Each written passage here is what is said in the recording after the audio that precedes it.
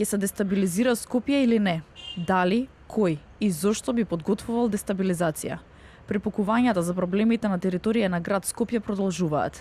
Градоначалничката Арсовска утрото го започна со ново прашање и обвинување.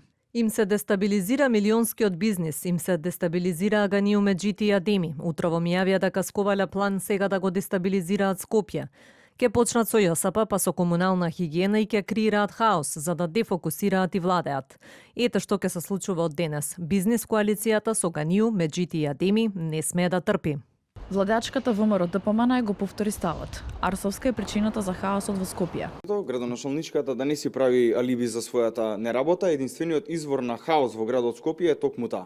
Советниците од СДСМ во Советот на град Скопје пак велат дека бараат титна реакција од надлежните институции и расчистување на случајот за дивоградбите во Скопски Чаир. Оваа коалиција ги продава јавните ресурси, ги загрозува урбанистичките стандарди и ги става животите на граѓаните во опасност. Колку пари се доволни за да се задоволат апетитите на Мицковски, Ганиу и Меджити и да се престане со ставање на животите на граѓаните во опасност? Градоначалникот на општина Чаир, Висар Ганиу, денеска не возврати на нашите повици и пораки за став, но тој претходно препозна тенденција од страна на градоначалничката, а коалицијата вреди најави дека ќе објавува наоди за незаконско работење на раководството на град Скопје.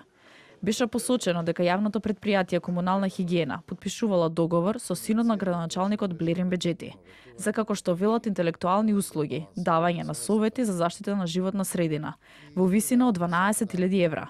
Беџети во краток телефонски разговор за телевизија 24 кажа дека не сака да коментира. А основното јавно обвинителство вчера поведе истрага за шесткатницата дивоградба во Чаир, чие градење започнало во 2024 година без одобрение и на државна земјишта.